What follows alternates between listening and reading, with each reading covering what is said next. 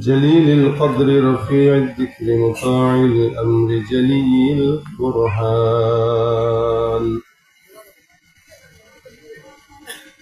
فخيم الاسم عزيز العلم وسيع الحلم كثير الغفران ونشهد أن لا إله إلا الله وحده لا شريك له ونشهد أن سيدنا وسندنا وحبيبنا وحبيب ربنا وطبيبنا وطبيب قلوبنا ومولانا محمدا عبده ورسوله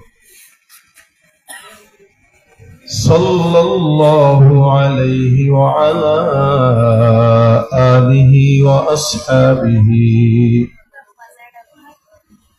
وبارك وسلم تسليما كثيرا كثيرا الذي أرسله الله تعالى بالحق بشيرا ونذيرا وداعيا إلى الله بإذنه وسراجا منيرا أما بعد فأعوذ بالله من الشيطان الرجيم بسم الله الرحمن الرحيم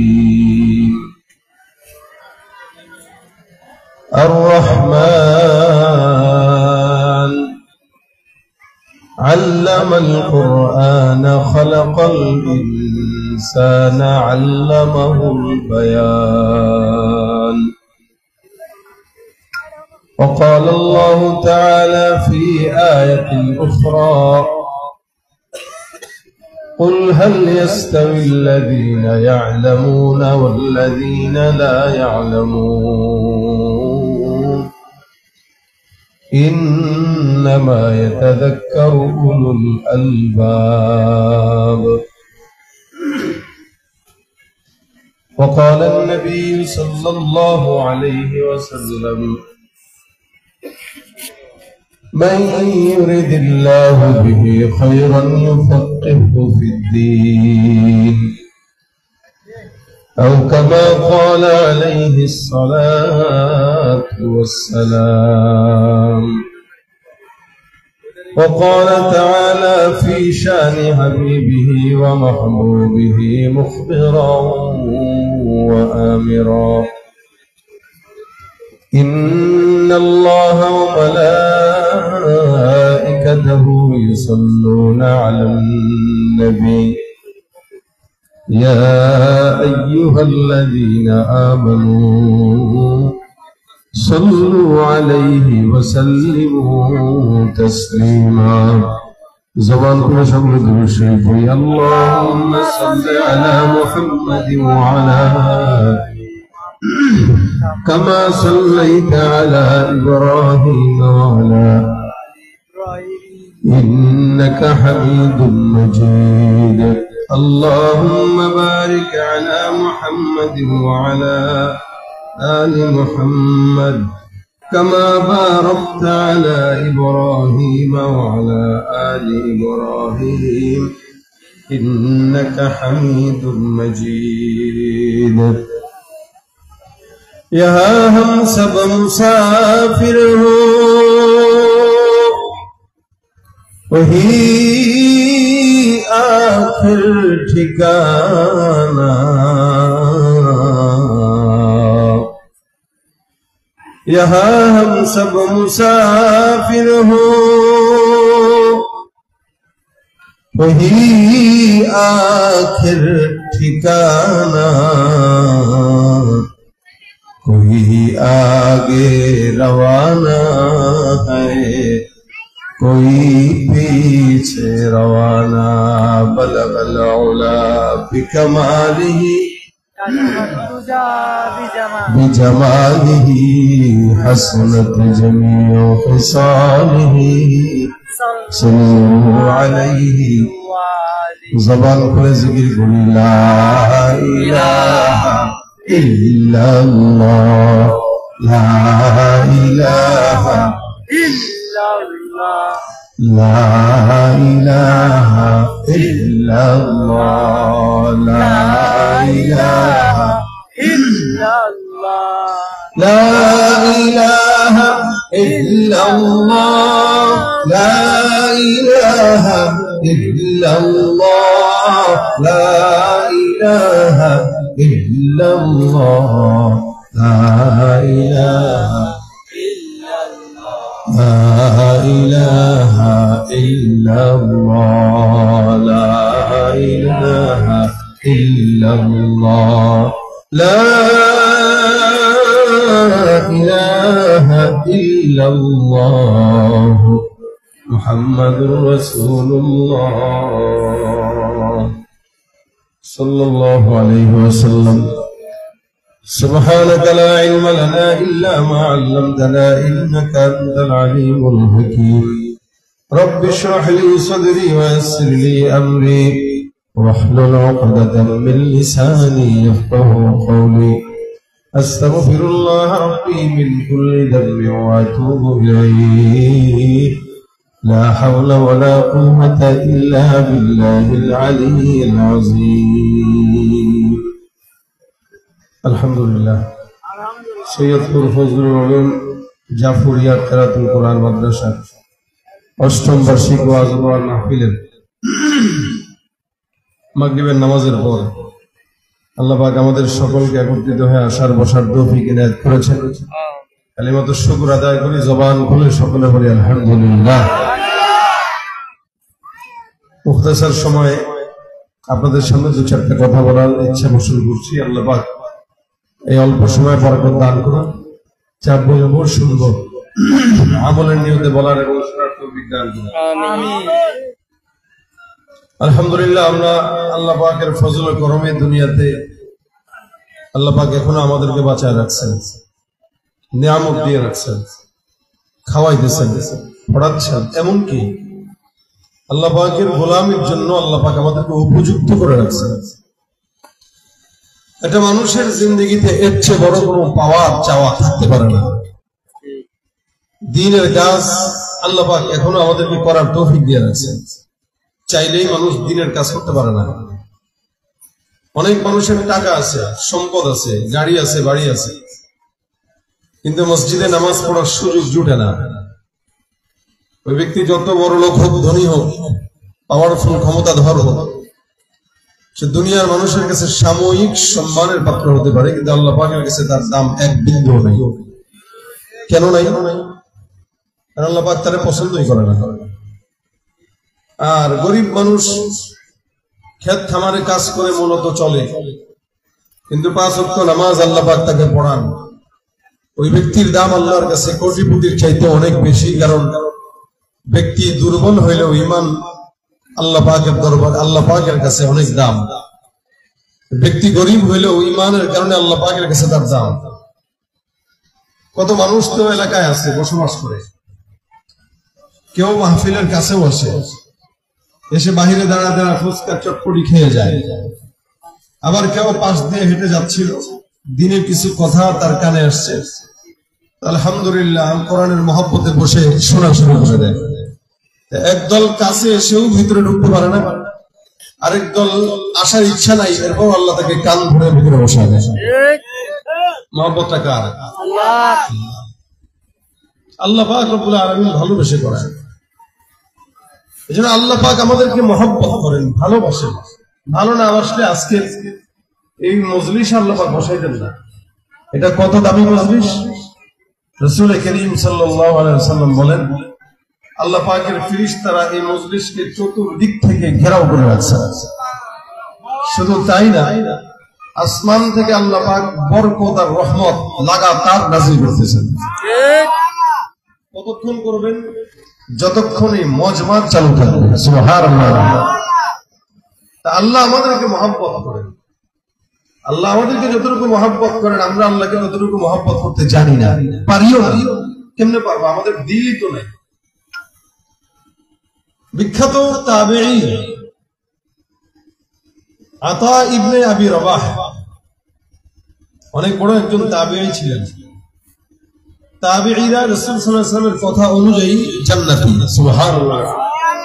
তাবেঈরা জান্নাতি, নবীরা জান্নাতি, সাহাবীরা জান্নাতি। প্রত্যেকটা নবী রাসূল মাসুম। কি বলেন তো? মাসুম। নবীদের কোনো গুনাহ আছে? নাই। সাহাবীদের গুনাহ আছে? না। যদিও কিছু ভুল ত্রুটি তাদের মাধ্যমে আল্লাহ পাক রব্বুল আলামিন করিয়েছেন, কিন্তু ওইগুলো মুসলমানের শিক্ষা।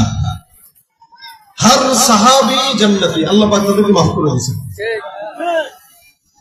রাসূল সাল্লাল্লাহু আলাইহি ওয়াসাল্লাম নবীরা, প্রত্যেকটা নবী রাসূল নিষ্পাপ, মাসুম। আমাদের দেশের কিছু কিছু ভাইরা নবীদেরকে মাসুম স্বীকার করতে চায় না। সাহাবীরা মাসুম এটা স্বীকার করতে চায় না। অনেকে তো আছে সাহাবীদের ভুল ধরে, নবীদেরও পর্যন্ত ভুল ধরে। এরা গোমরা। এরা কি? যারা নবী সাহাবীদের ভুল ধরে তারা কি? গোমরা। এরা কখনোই হকপন্থী দল হতে পারে না। নবীদের ভুল ধরাও ভুল, নবীদের ভুল খোঁজাও ভুল। রাসূল সাল্লাল্লাহু আলাইহি ওয়াসাল্লাম বলেন, খায়রু উম্মতি করনি সুম্মা আল্লাযীনা ইয়ালুনহুম সুম্মা আল্লাযীনা ইয়ালুনহুম।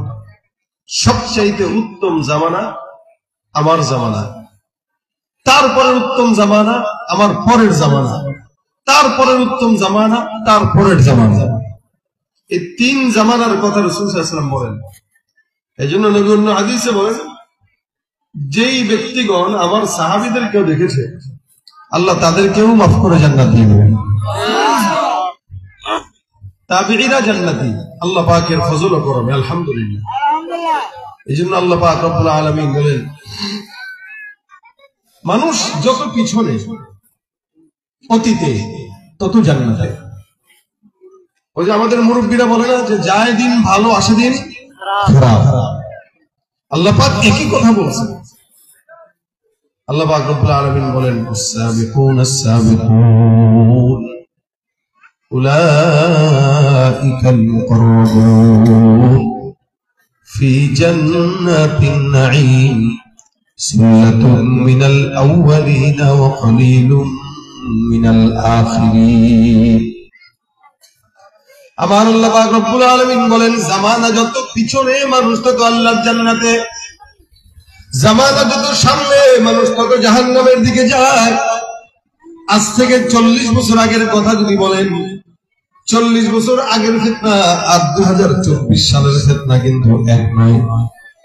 40 বছর আগে যে ফিতনা আমাদের বাপ দাদারা কল্পনাও করে নাই, ওই ফিতনা এখন আমাদের বাচ্চারা মোবাইলটাকে পকেটে নিয়ে ঘুরে।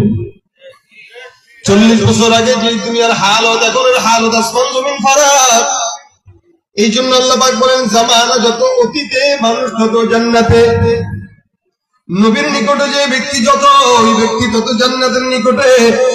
সুল্লাতুম মিনাল আউওয়ালিন ওয়া কলিলুম মিনাল আখিরিন।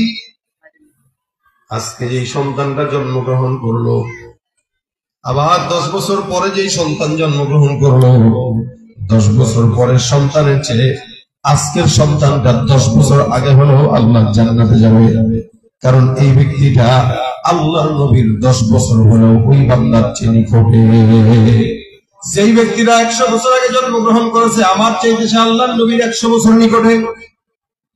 যে ব্যক্তিটা 500 বছর আগে জন্মগ্রহণ করলো, ওই ব্যক্তিটা আমার চেয়ে 900 বছর আগে, আমার চেয়ে 900 বছরের নিকটে। কারণ সে আমার চেয়ে 400-500 বছর আগে জমিনের মধ্যে আসছে।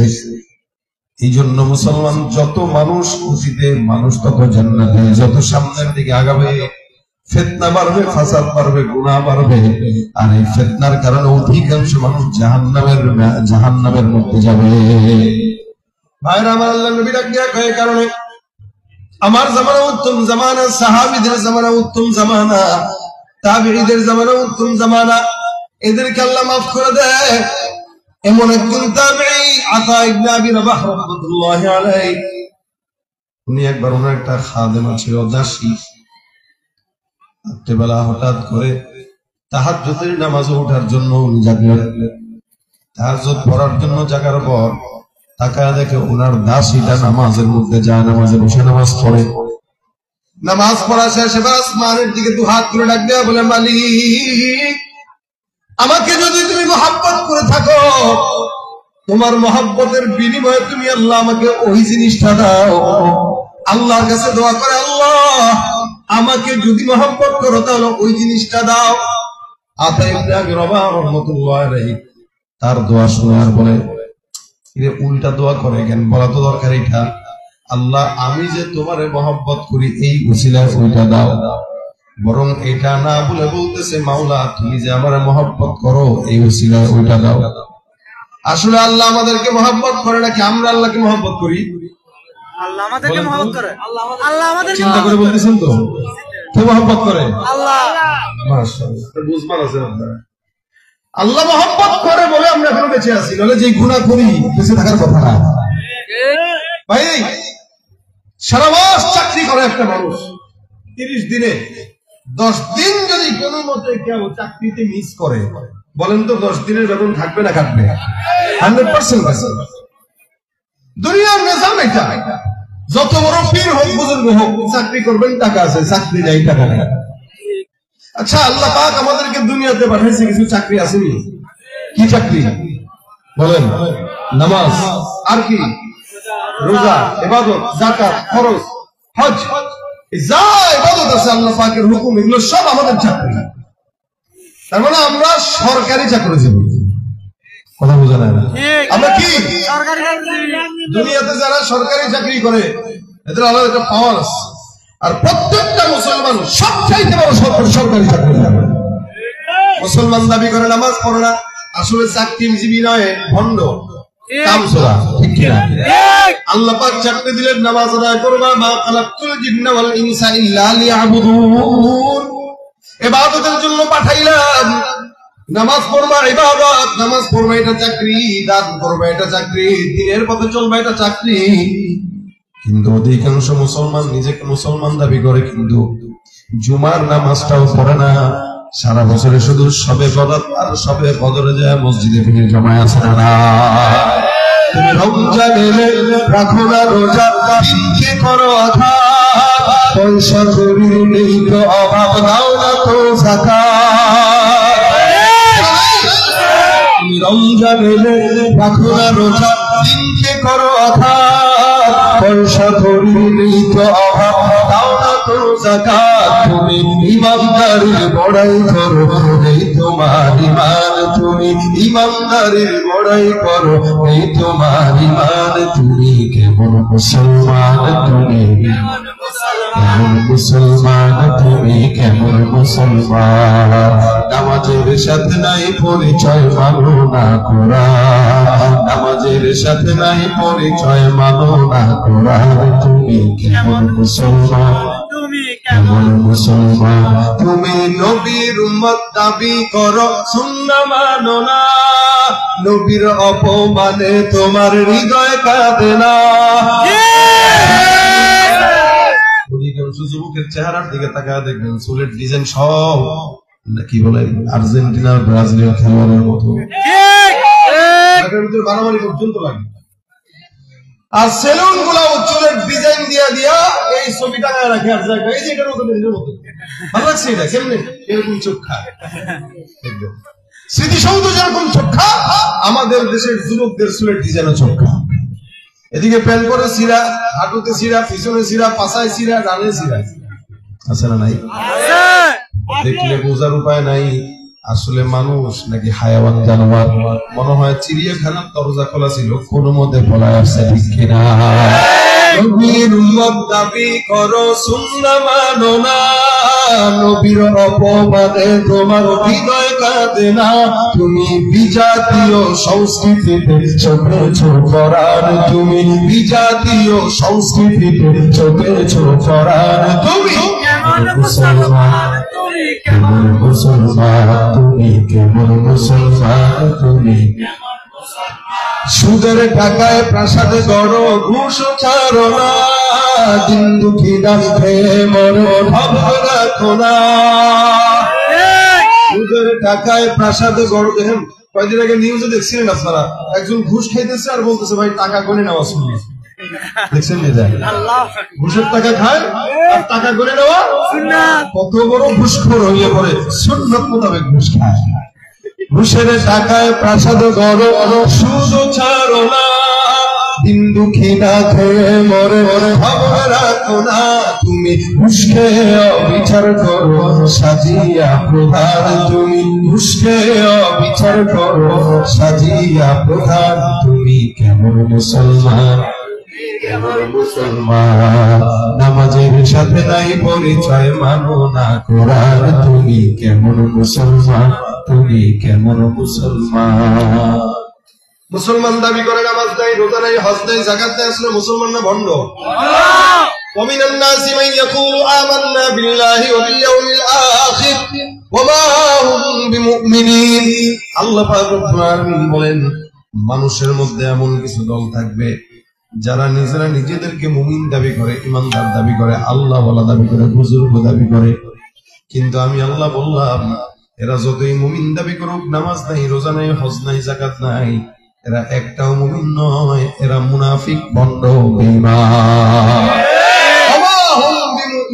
এরা মুমিন হতে পারে ভাইরা আমার। আল্লাহ পাক আমাদেরকে ইবাদতের জন্য পাঠাইলেন, চাকরি এটা আমাদের। ওই যে দোকানে যদি 10 দিন চাকরি না করলে বেতন কাটা হয়, আপনাকে আমাকে আল্লাহ পাক রব্বুল আলামিন চাকরির জন্য পাঠাইলেন, কিন্তু ফজর পড়ে না, জোহর পড়ে না, আসর পড়ে না। মালিক যদি চাইতো তাহলে আমাদের রিজিক বন্ধ করতে পারত কি পারত না? যদি নিজাম থাকতো এরকম, ফজরের নামাজ পড়বি না তো সকালের নাস্তা গিলতে পারবি না, দরজা লেগে যাবে এখানে। আল্লাহ যদি চাইতেন এটা পারতেন কিনা? ফজর পড়বি না, এখানে দরজা থাকবে, খাবার গিলতে যাবি আটকায় যাবে, খাবার খেতে পারবি না। ফজর পড়বি, তারপরে দরজা খুলবে, তারপরে খাবার গিলবি। জোহরের নামাজ পড়বি না, দুপুরের খাবার খাইতে পারবি না। আসরের নামাজ পড়বি না, বিকেলের নাস্তা চা পান কিনতে পারবি না। মাগরিবের নামাজ পড়বি না, রাতের খাবার খেতে পারবি না। এশারের নামাজ পড়বি না, চোখের মধ্যে কাঁটা ঢুকে যাবে, ঘুমাইতে পারবি না। আমার মাওলা যদি চাইতেন ইবাদত না করলে বেতন কেটে দিব, রিজিক কেটে দিব, বিপদ দিয়া দিব। সবগুলা বান্দা যতই চেষ্টা করুক, কষ্ট হোক না কেন ইবাদত করতে। কিন্তু আল্লাহ পাক কত মহব্বত করেন, বেতন কাটেন না। বরঞ্চ দেখবেন যেগুলো বেনামাজি ওদেরকে আল্লাহ পাক বেশি নিয়ামত দেয়। সমস্ত ঘুষখোর, সুদখোর, জেনাকারী, বদমাইশ, দুর্নীতিবাজরা আর দুনিয়াতে ভালো থাকে বাহ্যিক ভাবে, অভ্যন্তরীণ ভাবে না। বাহ্যিক ভাবে দেখলে মনে হয় টাকা আছে, অভাব নাই, গাড়ি আছে, বাড়ি আছে, ক্ষমতা আছে, সব আছে। আল্লাহ পাক রব্বুল আলামিন এদেরকে দেয় ঠিকই, কিন্তু আল্লাহ মনে শান্তি দেয় না। এবং কি আল্লাহ পাক দেওয়াটা বড় নিয়ামত নয়, আল্লাহ পাক তাদেরকে দেয় পরীক্ষা করার জন্য বান্দা আমার পথে ফিরে আসে কিনা। বান্দাকে ছাড় দেয়, আল্লাহ পাক ডাক দিয়ে বলেন, মা কানা রাব্বুকা নাসিয়া, হে পয়গম্বর আপনার রব ভুলে না, ছাড় দেয় লেকিন ছেড়ে দেয় না। যখন নাকি বেশি ভাড়া বেড়ে যায়, 15 বছর 16 বছর পরে যখন বান্দা মনে করে আমি আসমান উঠলাম, আল্লাহ পাক বলেন 10 মিনিটের মাথায় আমি আল্লাহ পাক হেলিকপ্টার উঠে দাদা বাবুদের বাড়িতে পাঠিয়ে দিই। এটা আমার আল্লাহ পাক রব্বুল আলামিনের নিজাম। মুসলমান, আল্লাহ পাক কত দয়া করলে এখনো পর্যন্ত আপনাকে আমাকে আল্লাহ পাক 3 বেলা খাবার খাওয়ার কত সুযোগ করে দিয়েছে। তার মানে বোঝা গেল আল্লাহ আমাদেরকে বেশি মহব্বত করেন, ঠিক না? নবী করিম সাল্লাল্লাহু আলাইহি ওয়াসাল্লাম বলেন, মহব্বত আর প্রেম আল্লাহ পাক রব্বুল আলামিন যখন বানায় এটাকে 100 ভাগে ভাগ করে, 100 ভাগের 1 ভাগ মহব্বত থেকে আল্লাহ পাক রব্বুল আলামিন সারা জমিনের মধ্যে ছড়ায় দেয়। 1 ভাগ মহব্বতের কিঞ্চিত ইনসানের মধ্যে, জিন্নাতের মধ্যে, ফেরেশতার মধ্যে, মাখলুকাতের মধ্যে, সারা দুনিয়ার মাখলুকাতের মধ্যে আল্লাহ পাক 1 ভাগ মহব্বত ছড়ায়। বাকি থাকলো কয় ভাগ? বলে 99 ভাগ। নবী আমার ডাক দিয়ে বলেন, উম্মত আল্লাহ পাক 1 ভাগ মহব্বত গোটা জমিনে ছড়াইয়া বাকি 99 ভাগ মহব্বত শুধুমাত্র তোমাকে ক্ষমা করার জন্য আমার মাওলা দিনের মধ্যে রেখে দিয়েছে।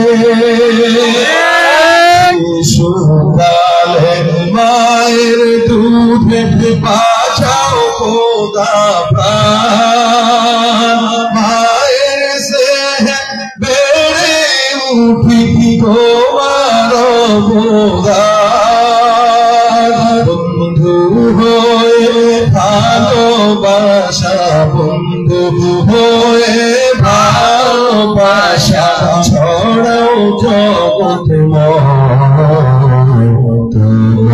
মতো প্রিয় বন্ধু যার হৃদয়ের তার কি আর থাকতে পারে, তার কি আর থাকতে পারে চিন্তা মৃত্যুর তোমার মতো প্রিয় বন্ধু যার হৃদয়ের। বন্ধুকে মহব্বত করেন কে? এত মহব্বত আল্লাহ পাক রব্বুল আলামিন করেন, যার কারণে আতা ইবনে আবি রাবাহের দাসী ডাক দেয়া কয়, আল্লাহ আমি যে তোমাকে মহব্বত করি এই বিষয়টা এমন নয়, বরং তুমি যে আমাকে মহব্বত করো আল্লাহ, ওই মহব্বতের উসিলায় মাওলা তুমি আমাকে এই এই জিনিসগুলো দাও। আতা ইবনে আবি রাবাহ কয়, রে আল্লাহ তোরে মহব্বত করে কেমনে বুঝলি? বরং তুই এটা বল যে আল্লাহ তোমার আমি মহব্বত করি। দেখেন তাবেঈ যেমন, তাবেঈ দাসীও তেমন। দাসী ডাক দিয়া বলে, হুজুর আপনার চিন্তা একরকম, আমার চিন্তা ভিন্ন রকম। আমি যে আল্লাহরে মহব্বত করব সেই দিলটাও আমার নাই, কারণ আমার দিল ছোট্ট, মহব্বত ছোট্ট। আমার মাওলার দিল যত বড়, মাওলার মহব্বত যত বড়। এই জন্য আমি আল্লাহকে এটা বলি না যে আল্লাহ আমি তোমার মহব্বত করবো, আরে আমি আর কতটুকু মহব্বত করবো? আমার মাওলাই তো আমার চাইতেও বেশি মহব্বত করে। আতা ইবনে আবি রাবাহ ডাক দেয়া কয়, তুমি কেমনে বুঝলা তোমার মাওলাই তোমারে ভালোবাসে? আতা ইবনে আবি রাবাহ কি তার দাসী জবাব দেয়, হুজুর আল্লাহ যে আমাকে মহব্বত করে এটার আলামত আপনি চতুর্দিকে বাসা বাড়িতে তাকায় দেখেন, সবগুলো বাসার মধ্যে লাইট নিবানো, তার মানে সব বান্দারা ঘুমায়, একটা বান্দাও কি আল্লাহ পাক রব্বুল আলামিন কাউকে উঠায় নেই। কিন্তু আমার মতো একজন নাখানদানালা এক নাচিস বান্দি, যাকে আল্লাহ পাক রব্বুল আলামিন ঘুম থেকে জাগাইয়া আমার মাওলার কুদরতি কদমে সিজদা দেওয়ার জন্য জায়নামাজের পিছনে বসায় দিয়েছে। কতটুকু মহব্বত আল্লাহ পাক করলে আমার ঘুম থেকে জাগাইছেন, তাহলে তো আমি ঘুমা থাকতে পারতাম। আল্লাহ জায়গায় বলছেন, তুই সিজদা দে, আসজুদ ওয়াকতারিব, সিজদা দে আর আমি আল্লাহর নিকটবর্তী হয়ে যাই। সুবহানাল্লাহ। এটা আল্লাহ যদি আমার মহব্বত না করতেন ডাকতেন নি, ভাই আপনি তো আপনার বাসায় তারই দাওয়াত দেন যারা মহব্বত করেন। চোর সুৎকারে দাওয়াত দিবেন না, দুর্নীতিবাজকে দাওয়াত দিবেন না, হিংসুককে দাওয়াত দিবেন না, শত্রুকে দাওয়াত দিবেন না। দাওয়াত দিবেন কাকে? যে যত বড় বন্ধু। আপনার বন্ধুত্ব আপনার যত বেশি হবে, বন্ধুত্ব তো আপনার বাসায় বেশি যায়। ঠিক আমার আল্লাহ ওই বান্দাকে যত বেশি মহব্বত করে, ওই বান্দাকে রাত্রিবেলা জাগায় জাগায় আল্লাহ পাক বান্দারে আল্লাহর সিজদায় যে ডুবায় দেয়। এই জন্য আতা ইবনে আবি রাবাহ রাহমাতুল্লাহ আলাইহি কারে কথা তো ভালোই, আসলেই সব আমি তো চিন্তা করি না। আল্লাহ যদি মহব্বত না করতো তাহলে আমাদেরকে রাত্রিবেলা জাগায় সিজদায় কেন পাঠাবে? তার মানে আমাদের চেয়ে আল্লাহ বেশি মহব্বত। বাইরে আমার আল্লাহ মহব্বত করে বিদায় আমাদেরকে কোরআনের মতো একটা শিক্ষা ব্যবস্থা দিয়েছেন। কোরআনের মতো একটা মুজিজা নবী নাই এখনো পর্যন্ত দিলে। দুনিয়ার জমিনে আল্লাহ পাক রব্বুল আলামিন বান্দাকে মানুষ হওয়ার জন্য কোরআনের জীবন ব্যবস্থা দিয়েছেন। এই দুনিয়াতে শিক্ষা ব্যবস্থা কয়টা? হ্যাঁ, দুইটা। এক নম্বর কোরআনের শিক্ষা, দুই নম্বর দুনিয়াবি শিক্ষা। দুনিয়াবি শিক্ষা একটা, দ্বীনি শিক্ষা একটা। দুনিয়াবি শিক্ষা এটা পড়ার দ্বারা ডাক্তার হওয়া যায়, ইঞ্জিনিয়ার হওয়া যায়, ব্যবসায়ী হওয়া যায়, পাইলট হওয়া যায়, চাকরিজীবী হওয়া যায়, আইনজীবী হওয়া যায়, ব্যারিস্টার হওয়া যায়, উকিল হওয়া যায়। আর দ্বীনি শিক্ষার দ্বারা কোরআনের হাফেজ, মুফাসসির, মুহাদ্দিস হওয়া যায়, এমনকি আল্লাহর জান্নাত পাওয়া যায়। শিক্ষা ব্যবস্থা কয়টা বলেন? কয়টা? দুনিয়াবি আরেকটা, আখিরাত। দুনিয়াবি শিক্ষা ব্যবস্থা এটা জরুরি। এটা কি? ডাক্তার হওয়া কি জরুরি, ইঞ্জিনিয়ার হওয়া কি জরুরি, পাইলট হওয়া কি জরুরি। ও ভাই, দুনিয়াবি শিক্ষা বহুত জরুরি, এগুলো জরুরি বিষয়। আর দ্বীনি শিক্ষা এটা জরুরি না। দুনিয়াবি শিক্ষা কি জরুরি, ডাক্তার হওয়া কি জরুরি, ইঞ্জিনিয়ার হওয়া জরুরি, পাইলট হওয়া জরুরি, সব জরুরি। আর দ্বীনি শিক্ষা এটা জরুরি না, এটা ফরজ। এটা কি বলেন? বলেন কি জরুরি একটা, ফরজ আরেকটা। আমার কোট জরুরি, না হইলেও চলবে। একটু শীত লাগবে, কিন্তু চলবে। ভাই রাস্তার পাশে খালি গায়ে অনেক মানুষ শীতের রাতে থাকে, আমার এটা জরুরি। এই কোটের পকেটে কলম জরুরি, এই পাঞ্জাবি জরুরি, কিন্তু লুঙ্গি আর পায়জামা কথা কয় না। জরুরি না হইলেও চলে, ফরজ না হইলে চলবে না।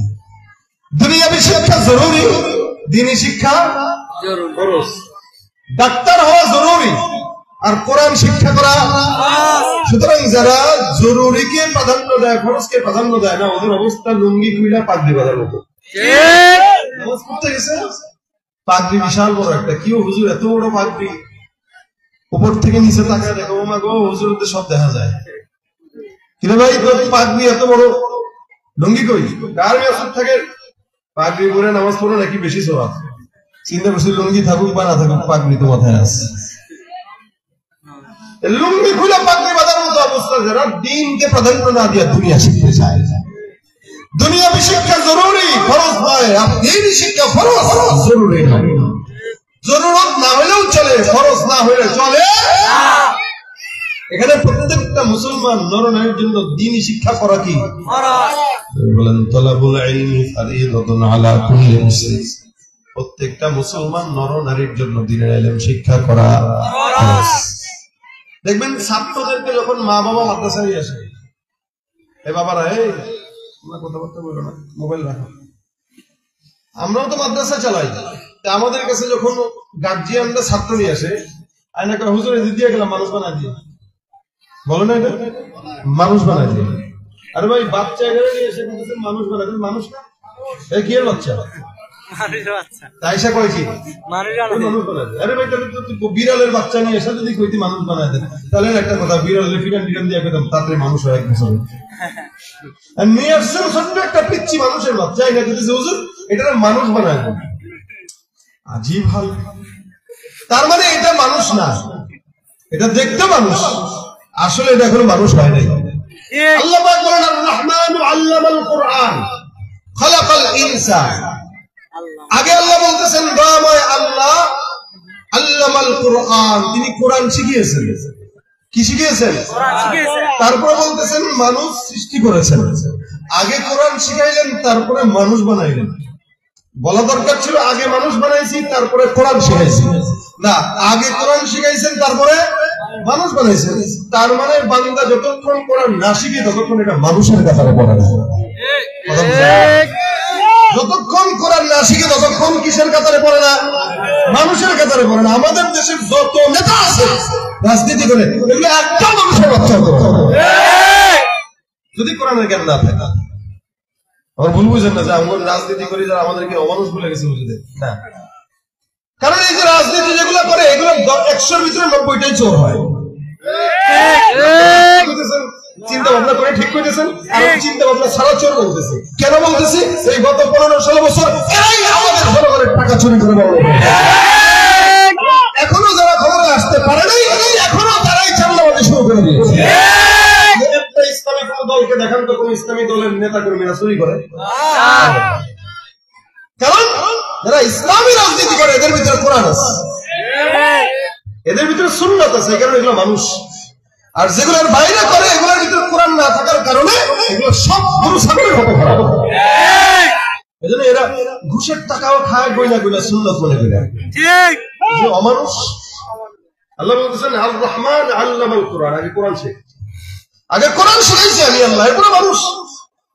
এই যে যেমন বাচ্চারা নিয়ে এসে বলতেছে শিখান, মানুষ বানান, আপনি তো মানুষে নিয়ে আসছেন, তার মানে কোরআন শিখে নাই যেহেতু এটা মানুষ শিখলে পরে কি মানুষ। আমার মনে আছে তো মাদ্রাসায় দিয়ে হুজুর আপনার কাছে দিয়ে গেলাম, হাড্ডি খালি আমারে দিয়ে। এখন তো আলহামদুলিল্লাহ মা বাবারা এগুলো বলার সাহস নেই, বরঞ্চ একটা পিটান দিলে এসব আমার বাচ্চা কি আছে না, এই জন্য তো অমানুষ হয়, মানুষ হয় না। আর আমাদের সময় নিয়ে যায় বলছে আমরা তো খুব বেশি আগের না, 50 বছর আগে, খুব বেশি পার্থক্য না, অল্প সময়ের ব্যবধানে দুনিয়া নষ্ট হয়ে গেছে, খুব অল্প সময়ের ব্যবধানে। এসে বলতেন হুজুর যে দিয়ে গেলাম এইটারে যেমনি পারেন মানুষ বানাই দেন, আপনার কাছে দিয়ে গেলেন মানুষ বানান। খালি আমার কাছে আড্ডি দিলে হবে, চামড়া অনেক মানুষ হওয়ার পরে চামড়া এমনি হবে। তাহলে দেখেন আল্লাহ পাক বান্দাকে কোরআনের জ্ঞান অর্জন করার কারণে মানুষ বানায়। যার ভিতরে কোরআনের জ্ঞান নাই ও মানুষের মতো দেখা যায়, মানুষ হইতে পারে না। কেন? ওর কলব আছে, কুকুরেরও কলব আছে। ও কলব থাকতেও কলব দিয়ে কোনোদিন চিন্তা করে না, গুনাহ করার সময় ফিকির করে না, গুনাহ করে গুনাহকে এভাবে করে বেড়ায়। ওই যে কিছুদিন আগে আপনারা দেখছেন কিনা জানি না, এক বুজুর্গ আল্লাহওয়ালা, অনেক বড় আল্লাহওয়ালা, নাম আব্দুল লতিফ সিদ্দিকী, নাম শুনছেন নি আপনারা? সে কইতেছে আমার জীবনে কোনো গুনাহ করি নাই, আল্লাহ পাক আমার নিয়ামত দিচ্ছে, আমি শুকরিয়া করি, কিন্তু আমি আল্লাহর কাছে কোনোদিন ক্ষমা চাই না, কারণ আমার গুনাহই নাই, ক্ষমা চাবো। শুনছেন নি আপনারা এই বক্তব্য? আচ্ছা কোন এটা কি মানুষ বলা যায়? ওই যে লাহুম কুলুবুল লা ইয়াফকাহুনা বিহা, ওর কলব আছে, এই কলব দিয়ে বুঝার মতো কলব নাই। আরে শয়তান তো ওকে দেখলে বলে আল্লাহ ও যে কথা বলছে, ওই কথা বলার পরে আমার আর শয়তান থাকতে মন চাইতেছে না, তুমি তারাই বানাই দাও, আমার দায়িত্ব। আমি কি শয়তান? ও আমার চেয়ে বড় শয়তান। কথা ঠিক কি না? কত বড় শয়তান এলে কয় আমি আল্লাহর কাছে ক্ষমা চাই না। এই যে কেন কোরআনে জ্ঞান নাই, কারণ আল্লাহ বলেন লাহুম কুলুবুল লা ইয়াফকাহুনা বিহা। কথা বুঝতেছেন ইনশাআল্লাহ? ভাইরা আমার দেখেন, অন্তর আছে বুঝবে না, কুকুরেরও কলব আছে, গরুরও কলব আছে, হায়াওয়ানেরও অন্তর আছে। আল্লাহ পাক প্রত্যেকটা পশু পাখি জানোয়ার এদের একটা অন্তর দিয়েছে, মানে কলব। সবার মানুষও আছে, মানুষেরও আছে, হায়াওয়ানেরও আছে। আল্লাহ পাক বলেন কিছু কিছু মানুষ আছে লাহুম কুলুবুল লা ইয়াফকাহুনা বিহা, যাদের কলব আছে কিন্তু তারা বুঝে না। ওয়ালাহুম আ'ইনুন লা ইউবসিরুনা বিহা, চক্ষু আছে দেখে না। ওয়ালাহুম আযানুন লা ইয়াসমাউনা বিহা, কান আছে শুনে না। আসলে চক্ষু আছে দেখে না, তার মানে অন্ধ। দেখে না, কি দেখে না? কোরআন দেখে না। এমনি কিন্তু স্কুলের গেটে 80 বছরের বুড়াটাও বসে বসে মাইয়া ঘরে দেখে। কথা বুঝেন না আপনারা? 60 বছরের মুরব্বী স্কুলের গেটে বসে বসে চা খায় আর সেই করে দেখে তাকায় দেয়, ওইটা ঠিকই দেখে, হারামের দিকে ঠিকই তাকায়, আল্লাহর কোরআনের দিকে তাকায়। আল্লাহ বলেন আলাহুম আয়ুন লা ইয়াবসিরুনা বিহা, আরে এগুলোর চোখ আছে কিন্তু আল্লাহর কোরআন দেখে না। লা ইয়াসমাউনা বিহা, এদের কান আছে শুনে না, কোরআন শুনে না, কিন্তু গানের আওয়াজ ঠিকই শুনে, শিরিক ঠিকই শুনে, গীবতের কথা ঠিক শুনে। আল্লাহ পাক বলেন বান্দা এরা কোরআন পড়েও না, কোরআন বুঝেও না, কোরআন দেখেও না, কোরআন শুনেও না। এগুলো সব কিসের মতো? উলাইকা কাল আনআম। বলেন তো গরু ছাগলের উপরে কোরআন শিক্ষা করা ফরজ? কার উপরে? মানুষের উপরে। মুসলমানের উপরে ফরজ, গরু ছাগলের উপরে ফরজ না। গরু ছাগল কোরআন শিখে না, মুসলমান হয়েছে সেও শিখে না। আল্লাহ কয় ওর মধ্যে গরু ছাগলের মধ্যে কোনো পার্থক্য নাই। এগুলা হায়াওয়ানের মতো, জানোয়ারের মতো, শুয়োরের মতো, বিলাইয়ের মতো। বালহুম আদাল, বরং তার চাইতেও খারাপ। আল্লাহ পাক এক জায়গায় বললেন এগুলো হায়াওয়ানের মতো, আবার বললেন হায়াওয়ানের চাইতেও খারাপ। একটা মানুষ আশরাফুল মাখলুকাত হওয়ার পর কেমন হায়াওয়ানের চেয়ে খারাপ হয়? ওই যে বলেন তো এলাকার মধ্যে যত চান্দাবাজি কুকুর করে না মানুষ করে, এখানেও মানুষ। এরকম যদি কোনোদিন হয়েছে আপনাদের এই মনে করেন সৈয়দপুর বাজার, এরকম তো হয় না যে 10-15টা কুকুর একসঙ্গে এসে বলছে আমরা কুত্তা সমিতি আসছি, কুত্তা সমিতি আসছি, আমাদেরকে মাস শেষে 5,000 টাকার ঘুষ দিবা না তো দোকান বন্ধ। এগুলা কি কুকুর করে না মানুষ করে? চান্দাবাজি করে মানুষ, ঘুষ খায় মানুষ, সুদ খায় মানুষ, জেনা করে মানুষ, ব্যভিচার করে মানুষ, মাজারে যায় সেজদা দেয় মানুষ। আল্লাহ কয় যেই কাজটা কুকুর করে না, বিড়াল করে না, হায়াওয়ান করে না, জানোয়ার করে না, শুয়োর করে না, ওই কাজ তুমি করার কারণে তুমি হায়াওয়ানের চাইতেও খারাপ।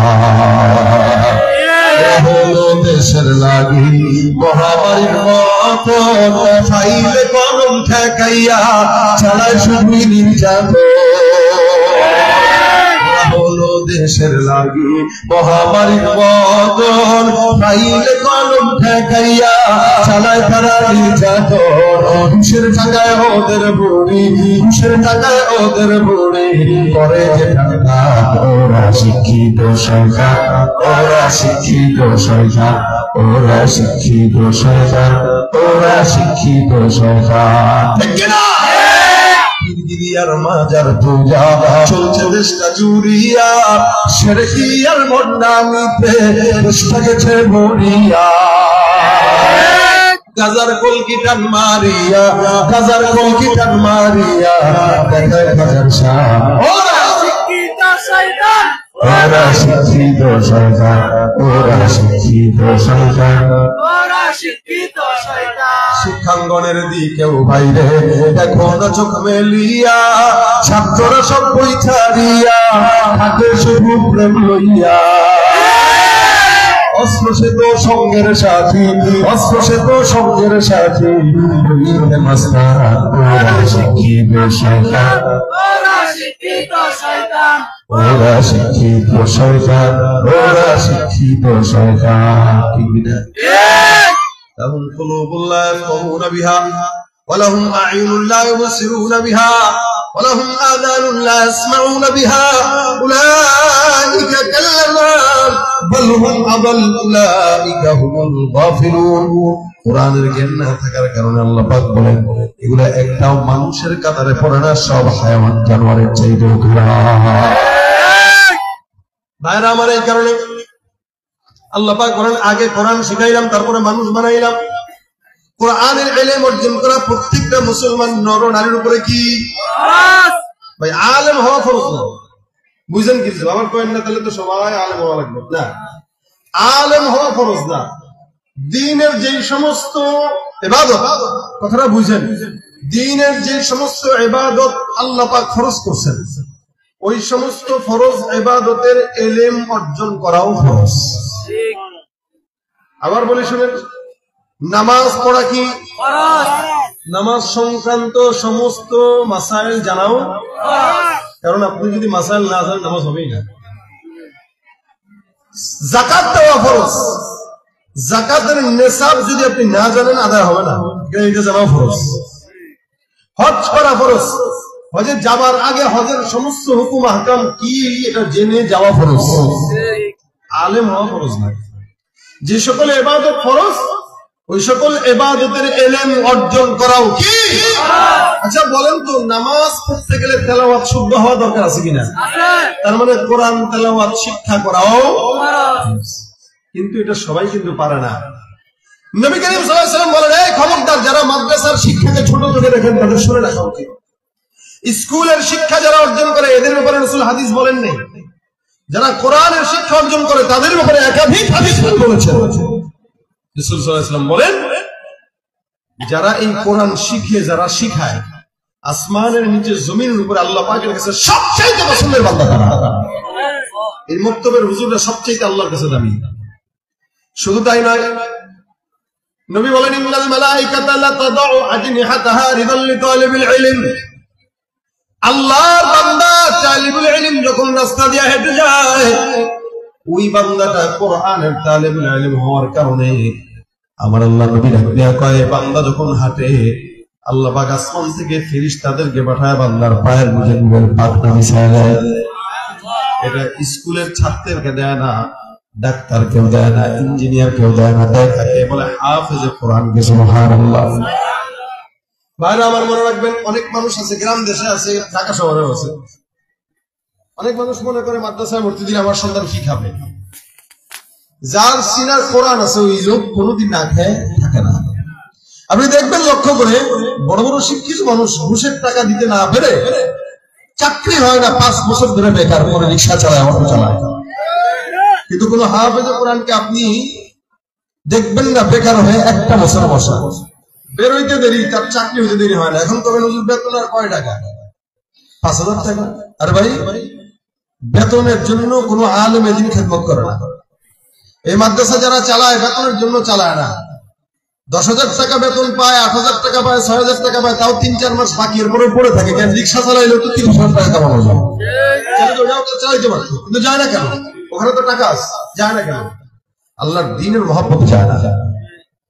ওই 5-6 হাজার টাকার ভিতরে যে বরকত, আপনি লাখ টাকা কামায়ও সেই বরকত জিন্দেগিতে পাবেন না। আপনি কামান কোটি কোটি টাকা, কিন্তু আপনার এক অসুস্থতা আপনার সিঙ্গাপুরে পাঠায় দিয়ে সব টাকা শেষ করা হয়েছে। আর 5,000 টাকা চাকরির বেতন পানেওয়ালা হুজুর একই রোগে মাত্র 20 টাকার ওষুধ খেয়ে কাম সেরে দিচ্ছে। এটা আল্লাহর তরফ থেকে বরকত। আপনি বলবেন হুজুরের মাদ্রাসায় পড়াবো, ছেলে খাবে কি? বলেন তো এলাকার খতিব সাহেবের প্রত্যেকটা জুমার সময় দেখবেন জুমার দিন এর কোনো ডেট খালি নাই, খালি দাওয়াত আর দাওয়াত। আল্লাহ কয় তোরা নিজেরা টাকা কামাবি, গোস্ত কিনবি, মাছ কিনবি, আর দাওয়াত দিয়া দিয়া মাদ্রাসার হাফেজে কোরআনদেরকে খাওয়াবি, তুই খেতে পারবি না। তোরা আমি আল্লাহ ডায়াবেটিস দিয়া দিছি, চিনি খেতে পারবি না, গরুর গোস্ত খেতে পারবি না, অসুখ দিয়া দিছি। আর একটা হুজুরকে আলেমে দ্বীনকে হাফেজে কোরআনকে কোনো রোগ দেই নাই। তোর ইনকাম করা টাকা দিয়া গোস্ত কিনা 700 টাকা কেজির গোস্ত তুই খাবি না, আলেমে দ্বীনকে খাওয়াবি। আর আপনি কবেন আরে আমি তো খাওয়াই এদেরকে, আমি না খাইলে এটা খাবার পাবে কই? আরে ভাই, আপনি যদি খাবারের মালিক হইতেন তাহলে আপনি নিজেই গোস্তগুলো মারতেন। আপনার এমন অবস্থা হয়েছে আপনি এখন গোস্ত খাইতে পারেন না, মাছও খাইতে পারেন না, সবজি খাওয়া লাগে। আপনি খাইতে পারেন না বলে আলেমকে লাগ দিয়ে খাওয়া। কই আপনি তো এলাকার কোন নেতারে খাওয়ান না, আপনি তো কোনো চোর রে খাওয়ান না, আপনি তো কোনো শিক্ষক অথবা কোনো হ্যান ত্যান পুলিশ অফিসারকে খাওয়ান না। খাওয়ান কাকে? একজন আলেমকে। খাওয়ান কাকে? হাফেজকে। কেন? আপনি হাফেজকে খাওয়ানোটাকে বরকত মনে করেন। আল্লাহ পাক হাফেজের ব্যাপারে আপনার সিনার ভিতরে একটা আজমত দিয়ে দিয়েছে, আজমতের কারণে আপনি খাওয়ান, এটা আপনার কারণে না। আল্লাহ পাক আপনার ভিতরে দিয়েছে বান্দা, তুই তো হাফেজ হতে পারিস নাই, কিন্তু হাফেজ কোরআনকে খাওয়াইতে পারলে তোর জন্য বরকত। এটা তোর ভিতরে সিনায় ঢুকাই দিলাম, এখন প্রত্যেক সপ্তাহে একজনকে করে দাওয়াত দিয়ে খাওয়াবি যাও। এটা হাফেজ কোরআনের সম্মান। আলহামদুলিল্লাহ ভাত তো পাই না, খালি বিরিয়ানি জুতে কপালে। কিন্তু যখন ছোটবেলায় মাদ্রাসায় বাবা মা ভর্তি দিছিলেন, আমার বাবা আলেম না, তবলিগের সাথী ভাই, এবং নিজে এই যে গতকাল সচিবালয় আগুন লাগছে, এই যে বিল্ডিং আগুন লাগছে, এই বিল্ডিং আমার আব্বা প্রায় 40 বছর চাকরি করছে সচিবালয়। তো যখন ভর্তি দেয় মাদ্রাসায়, তখন অনেক মা খালারা, কি বলে খালারা, মামারা, এরা আমার বাবাকে বলতো, তুমি সরকারি চাকরি করো, এত বড় অফিসার, তোমার ছেলেটারে মাদ্রাসায় দিলা, এটা হয় না। এত বড় অফিসারের ছেলে এই বড় ইঞ্জিনিয়ার হবে, এই হবে, সেই হবে, খাবে কি? আমার বাপে বলতো আমার ছেলের খাওয়ার চিন্তা আমি করি না, যতটুকু আমার আছে এগুলো দিয়ে আজীবন চলবে। আমি চাই আমার ইন্তেকালের পরে আমার ছেলে আমার কবরের পাশে দাঁড়ায় যেন ছেলে আছে। ভাই আলহামদুলিল্লাহ, যারা আমাদেরকে ছোটবেলায় বলতো এটা সেটা, আমার মনে হয় না আমার ফুল গোষ্ঠীর ভিতরে কেউ আমার মতো ভালো আছে। আল্লাহ রাখছে, এটা শুধুমাত্র আমার সিনায় ছোট্ট একটু কোরআনের কিছু নূর আছে, এতটুকুর বরকতে আল্লাহ পাক আমাদেরকে চালায়। আলহামদুলিল্লাহ। দেখেন দুনিয়াতে মানুষ সম্মান পায়, আমিও পাইছি সম্মান, আপনারাও পান সম্মান। একটা নেতাও সম্মান পায়, চেয়ারম্যানও সম্মান পায়, আলেমও সম্মান পায়। পার্থক্য আছে না? বুঝলেন? মানুষের সম্পদের কারণে মানুষ সম্মান পায়, ঠিক না? অথবা ক্ষমতার কারণে সম্মান পায়। আচ্ছা বলেন তো, ক্ষমতা কি আজীবন টিকে? ক্ষমতার সম্মান, যতদিন ক্ষমতা আছে ততদিন সম্মান আছে, যতদিন টাকা আছে ততদিন সম্মান আছে। কি বলেন? ক্ষমতাশীলের ক্ষমতা যত বাড়ে তার শত্রু তত, টাকাওয়ালার টাকা যত বাড়ে শত্রু তত বাড়ে। কিন্তু এলেমওয়ালার এলেম যত বাড়ে শত্রু বাড়ে না, বরং বন্ধু তত বাড়ে। ক্ষমতাওয়ালার ক্ষমতা আজকে আছে কালকে নাই, কিন্তু এলেমওয়ালার এলেম আজকে আছে কালকে নাই, এটা হয় না, বরং দিন যত যায় তত এলেম বাড়ে। এলেমওয়ালার এলেম এরকম না যে আজকে আছে কালকে নাই। যেমন 15 বছর ধরে যারা ক্ষমতায় ছিল, এখন এরা পলাতক প্রধানমন্ত্রী, সাবেক প্রধানমন্ত্রী, সাবেক মন্ত্রী, সাবেক চেয়ারম্যান। কিন্তু আমি আজকে থেকে 25 বছর আগে হাফেজে কোরআন হয়েছি, আমার নামে এখনো হাফেজ আছে। আমি যতদিন হায়াতে বাঁচবো ততদিন আমার নামে হাফেজ থাকবে, কোনোদিন বলবে না যে সাবেক হাফেজে কোরআন। কি বুঝলেন না মনে কথাটা? তার মানে এখনো আলেম, বর্তমানেও আলেম, আগেও ছিল আলেম, মরার পরেও আলেম। আলেম না কোনোদিন সাবেক হয় না, দুনিয়ার নেতা হয়, ধনী হয়, কোটিপতি হয়, কিন্তু আলেমে দ্বীনের পরিচয় আগেও যেমন ছিল, মরার পরেও যেমন। দেখবেন দুনিয়ার বড় লোকরা, ধনীরা, এরা বয়স যত বাড়ে এরা নিঃস্ব হয়, নিঃস্ব, একাকী। এই জন্য অনেক সন্তানরা তাদেরকে ধরে ধরে কোথায় নেয়? আশ্রয় কেন্দ্র, বৃদ্ধাশ্রম। শেষ বয়সে বুড়া বুড়ি ঘরের ভিতরে খালি ঝগড়া লাগে অথবা স্টার জলসা চায়, আর শান্তি নাই। কেন? আপনার বলাই কই তোমরা এখানে ইঞ্জিনিয়ার না বানাইছেন, তো বানাইছিলাম গো, ভুল করছিলাম। কিন্তু আলেমদের দিকে তাকাবেন, যত বয়স হয় তাদের সম্মান তত বাড়ে, চতুর্পাশে হাজার হাজার ছাত্র তাদের খিদমতে লেগে যায়। কোনদিন আলেমরা একাকিত্ব জীবন কাটায় না, আল্লাহওয়ালা বুজুর্গরা কোনদিন একাকিত্ব জীবন কাটায় না। এদের মৃত্যু পর্যন্ত এদের মুরিদানরা, এদের ছাত্ররা এদেরকে চতুর্দিক থেকে ঘেরাও করে ধরে রাখে। কিসের বরকতে? কোরআনের বরকতে। কিসের বরকতে বলেন? এই জন্য আল্লাহ কয়, এই কোরআন যার ভিতরে নাই ও মানুষ না, আর যার ভিতরে কোরআন আছে সে মানুষ। ঠিক কিনা জোরে বলেন? কি মানুষ? এই কারণে কোরআনের ইলম অর্জন করা প্রত্যেকটা মানুষের উপরে ফরজ। কোরআন তেলাওয়াতের দ্বারা তিনটা ফায়দা। শুধু তাই না, হাফেজ কোরআন যারা হয় এদের সম্মান কতটুকু? যারা আজকে এই মাদ্রাসায় আছে, আপনাদের সন্তানরা আছে, ভাই আপনি এখন এর মর্যাদা বুঝবেন না।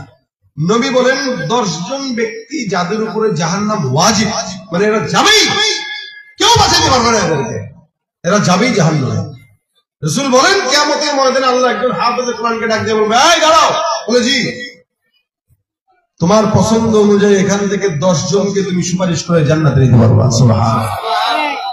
হাফেজ কোরআন তাকাবে, ওই যে আমার বাবা দেখা যায়, মা দেখা যায়, দুলাভাই দেখা যায়, বোন দেখা যায়, বন্ধু দেখা যায়। ওরে আমার এলাকার ওই যে অমুক বাড়ির একটা বন্ধু আমার সঙ্গে সম্পর্ক রাখতো, আল্লাহ এটা মাফ করে দেবে। আল্লাহ বলবে 10 জন যাদের উপরে জাহান্নাম ওয়াজিব, যেমনি মন চায় এমনি এদেরকে সুপারিশ করো, আমি জান্নাত দিয়ে দেব। একটা হাফেজ কোরআন 10 জনকে দিবে। শুধু তাই না, এখন ওই হাফেজকে কি করবে? রাসূল বলেন, আল্লাহ পাক বলবেন, ইকরা ওয়ারতাকি, একটা একটা করে আয়াত পড়বা আর জান্নাতে এক একটা তালা করে তুমি উঠতে থাকবা। সুবহানাল্লাহ। কোরআনের আয়াত যতগুলা তার জান্নাতের প্রাসাদ হবে ততগুলা। সুবহানাল্লাহ। এই জন্য ভাই কোরআন শিক্ষা করা ফরজ, মুখস্থ করা ফরজ না, আলেম হওয়া ফরজ না, তবে ইলম অর্জন করা ফরজ। এখানে অনেক ভাইরা আছেন যারা কোরআন পারেন না, পড়েন না, শিখেন নাই। আপনি স্কুলে পড়েন, কোনো সমস্যা নেই, তবে বুনিয়াদী শিক্ষা যদি আপনার কোরআন থাকে, ডাক্তার হইলেও কষায়ের মতো মানুষকে জবাই করবে না। আমাদের দেশে ডাক্তার গুলা কষায়ের মতো জবাই করে, টেস্ট দেয়, একটার পর একটা টেস্ট দিয়ে দিয়ে পাবলিককে ফকির বানায় দেয়। যদি কোরআনের ইলম থাকে, ইঞ্জিনিয়ার রডের পরিবর্তে রোড ঘাটে বাস দিবে না ইনশাআল্লাহ। এই জন্য বুনিয়াদী শিক্ষা আগে কোরআন শিখেন, এরপরে ডাক্তার হন, ইঞ্জিনিয়ার হন, যা কিছু হন। ইনশাআল্লাহ কোরআনের আজমতের কারণে আপনি কোনোদিন বিপদগামী হবেন না। এই জন্য যারা কোরআন পারেন না, পড়েন নাই, শিখেন নাই, আপনাদের জন্য উচিত কি, মাদ্রাসা এখানে আছে, প্রতিনিয়ত এই মাদ্রাসায় এসে মনে করেন 10 মিনিটের জন্য প্রত্যেকদিন সময় দিবেন, যে আমরা 5 জন 6 জনের একটা গ্রুপ এই মাদ্রাসায় আসবো, 10-15 মিনিট আমরা এই জায়গায় কোরআন শিক্ষা অর্জন করবো। আপনি যদি শিখার জন্য আজকে থেকে নিয়ত করেন, আপনি কালকে থেকে যদি লেগে যান, ইনশাআল্লাহ কোরআন আপনার জন্য সাক্ষী হয়ে কিয়ামতে দাঁড়ায় যাবে। আল্লাহ এবার না আমারে ভুলে নেই, শেষ বয়সে এসে আমাদের শিখার চেষ্টা করছে। কারণ রাসূল বলেন, কেউ যদি কোরআন তেলাওয়াত করে, বুঝে পড়ুক না বুঝে পড়ুক, হার অক্ষরে হার হরফে নেকি কয়টা করে? বুঝে পড়লো না বুঝে পড়লো 10টা। কোরআন তেলাওয়াতের ফায়দা 3টা। 1 নম্বর, কোরআন বুঝে পড়লেও সওয়াব, না বুঝে পড়লেও সওয়াব।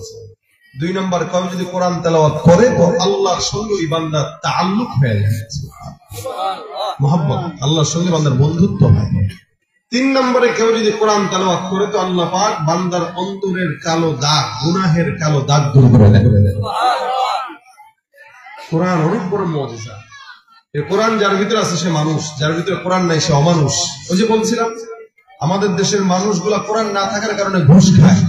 এই কারণে প্রত্যেকটা রাজনীতি যারা করে, সমস্ত রাজনীতিশীলদেরকে ধরে ধরে মাদ্রাসায় ভর্তি করানো দরকার। 1 বছরের অথবা 3 মাসের কোর্সে, যে কোরআন শিখো, হাদিস শিখো, হারাম কোনটা হালাল কোনটা জানো, তারপরে রাজনীতি করো। যদি এটা হইতো, একটা রাজনীতিবিদ কোনোদিন কোনো অন্যায় কাজ করতো না, যদি জানতো। জানো না বলেই তো। এই জন্য কোরআনের জ্ঞান এলেম প্রত্যেকটা মানুষ আমরা আদায় করার চেষ্টা করবো ইনশাআল্লাহ। প্রত্যেকদিন পড়বো, কমাস কম 1 পৃষ্ঠা করে, যারা পারি কমাস কম 1 পৃষ্ঠা করে পড়বো। আর যারা পারি না তারা অন্তত প্রত্যেক দিন ইউটিউবে দেখে, যদি মাদ্রাসায় এসে লজ্জা পাই, ইউটিউবে দেখে হইলেও শিখবো। ঘরের ভিতরে বসে বসে একা একা ইউটিউব থেকে শিখবেন, আলিফ বা তা সা জিম হা শিখবেন।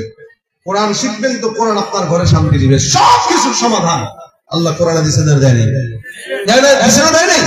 রাষ্ট্র বলেন, সংসার বলেন, সংসদ বলেন, আপনার ব্যক্তি জীবন বলেন, প্রত্যেকটা জীবনে যদি আমরা কোরআন ফিট করতে পারি, শান্তি হবে কি হবে না? সমাধান চাও যদি জীবনে মরণে, ফিরে যাও খুঁজে নাও চোখ রাখো কোরআনে। সমাধান চাও যদি জীবনে মরণে, ফিরে যাও খুঁজে নাও চোখ রাখো কোরআনে। তবেই পাবে সুখ শান্তির ঠিকানা, তবেই পাবে সুখ শান্তির ঠিকানা, যদি মেনে নাও তুমি মনে প্রাণে। সমাধান চাও যদি জীবনে মরণে, ফিরে যাও খুঁজে নাও চোখ রাখো কোরআনে। এ বাণী সকলে রয়ে শুধু মুমিনের, যারাই চলবে মেনে ফল পাবে কোরআনে। ঘরে বলো কিংবা রাষ্ট্রে বলো, ঘরে বলো কিংবা রাষ্ট্রে বলো, অশান্তি দূর করে শান্তি আনে। সমাধান চাও যদি জীবনে মরণে, ফিরে যাও খুঁজে নাও চোখ রাখো কোরআনে। সমাধান চাও যদি জীবনে মরণে, ফিরে যাও খুঁজে নাও চোখ রাখো কোরআনে। সবকিছুর সমাধান দিতে পারে কোরআন। শিখবো তো ইনশাআল্লাহ। শেখার ইচ্ছা কাদের কাদের হাত তুলে ইনশাআল্লাহ। আল্লাহ আমাদেরকে শেখার তৌফিক দান করুন। মাদ্রাসার সঙ্গে সম্পর্ক রাখবেন, নিজের সন্তানকে মাদ্রাসায় দিবেন, না পারলে ভাতিজাকে দিবেন, না পারলে নাতিকে দিবেন, তাও না পারলে বন্ধুর ছেলেকে দিবেন। 5টা সন্তান থাকলে একজনকে আলেম মানান, ইনশাআল্লাহ একজনের উসিলায় জান্নাত পাবেন। আল্লাহ আমাদেরকে কোরআন বোঝার, কোরআন পড়ার, কোরআন শিখার তৌফিক দান করুন। এই মাদ্রাসার সঙ্গে সম্পর্ক রাখার তৌফিক দান করুন। মাদ্রাসার হাজত গায়বী খাজানা থেকে পূরণ করে দেন, বলেন আমিন। যারা বসছেন শেষ পর্যন্ত আজকের এই মজলিসে থাকবেন, সকলের জন্য দোয়া। আল্লাহ পাক যারা এই আজকের মজলিসে আসছে বসছে বসবে, সকলকে আল্লাহ পাক কবুল মঞ্জুর করুন। ওয়া তাওফীক ইল্লা বিল্লাহ। আর যারা গজল পছন্দ করেন, অনেকে আমাদেরকে ফোন দেয় যে আমাদের গজলের বইগুলো দরকার, বাচ্চারা গাইতে চায় কিন্তু গাইতে পারে না, ভুল ভাল গায়, লিরিক না জানা থাকার কারণে। এই যে আমাদের যত মোটামুটি পছন্দনীয় গজল আছে, সব তো আর সম্ভব না, আমাদের হাজার হাজার গজল, মোটামুটি পরিচিত গজলের বই এটা ইনশাল্লাহ আছে আমাদের বাচ্চাদের জন্য, আপনারা নিতে পারেন গাড়িতে। এই গজল আসার পরে গান দূর হয়ে গেছে। আগে যাত্রা গান, পালা গান হয়তো, এখন আলহামদুলিল্লাহ ইসলামী সঙ্গীত শুনে। এই বিপ্লব ধরে রাখার চেষ্টা করবেন, আমাদের জন্য দোয়া করবেন। আল্লাহ পাক যেন আমাদেরকে বিপ্লবে সারা বাংলাদেশে খেদমত করার তৌফিক দান করে। আসসালামু আলাইকুম ওয়া রাহমাতুল্লাহি ওয়া বারাকাতুহু। আলহামদুলিল্লাহ, এতক্ষণ ধরে আমাদের মাঝে কুরআন ও সুন্নাহর আলোকে অত্যন্ত মূল্যবান তাকরীর পেশ করলেন সুদূর ঢাকা হতে আগত ঢাকা মাদ্রাসাতুল আসআদ আল ইসলামিয়ার প্রতিষ্ঠাতা পরিচালক, জাতীয় ইসলামিক সাংস্কৃতিক সংগঠন কলরবের সম্মানিত পরিচালক, তরুণ উদীয়মান ইসলামিক স্কুলের আল্লামা মুফতি সৈয়দ আহমদ সাহেব। এখন এশারের আযান হবে, এশারের পরপরই ইনশাআল্লাহ আমাদের মাঝে অত্যন্ত মূল্যবান তাকরীর পেশ করবেন অধ্যকার মাহফিলের প্রধান আকর্ষণ চট্টগ্রাম মহাখালী আরবি বিশ্ববিদ্যালয়ের উচ্চতর হাদিস বিভাগের সম্মানিত প্রধান হযরতুল আল্লাহ মাওলানা ডক্টর নুরুল আবসার আজহারি সাহেব মাদ্দাজিল্লাহু। তাই আমরা বিক্ষিপ্তভাবে ঘোরাফেরা না করে নামাজের পরপর ইনশাআল্লাহ সভাস্থলে বসে যাব। এখন এশারের আযান হবে। আমাদের যাদের ওযু ইস্তিনজার প্রয়োজন রয়েছে দ্রুত মাঠে প্রবেশ করব ইনশাআল্লাহ।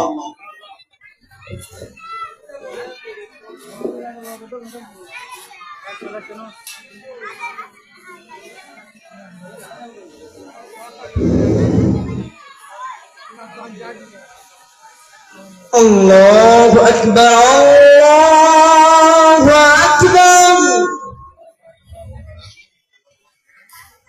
আল্লাহু আকবার,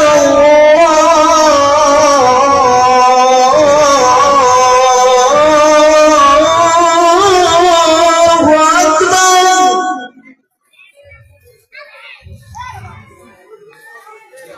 أشهد أن لا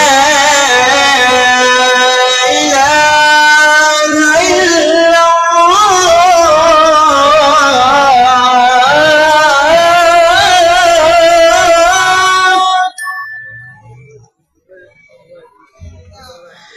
أشهد أن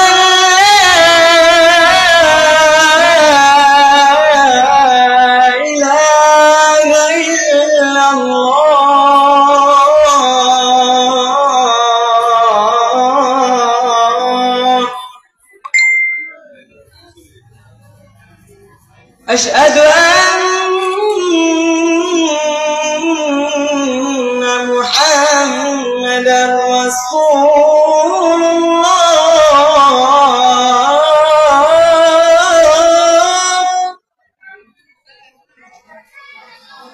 أشهد